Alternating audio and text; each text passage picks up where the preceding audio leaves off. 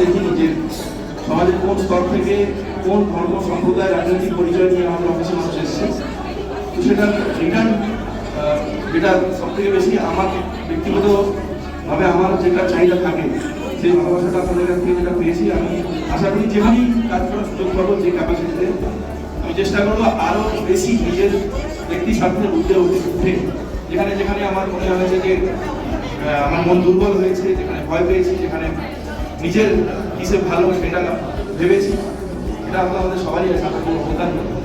আমি একটু কিন্তু চেষ্টা করবো যে সেগুলোকে আরও সরিয়ে রেখে আরও বেশি করে সেলফ ইনভেস্টিংভাবে যাতে আমরা আপনাদের জন্য কাজ করতে পারি। কারণ রিটার্নটা সত্যি খুব প্রাইসলেস।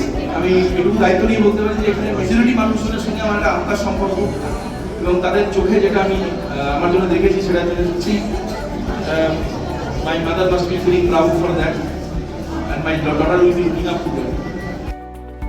দক্ষ প্রশাসকের পাশাপাশি আপনি ছিলেন একজন প্রকৃত সমাজসেবী, পথপ্রদর্শক। সমাজের কারোর নিকট আপনি বন্ধু, অভিভাবক অথবা অবলম্বন। আপনার অনাড়ম্বর সহজ সরল জীবনযাপন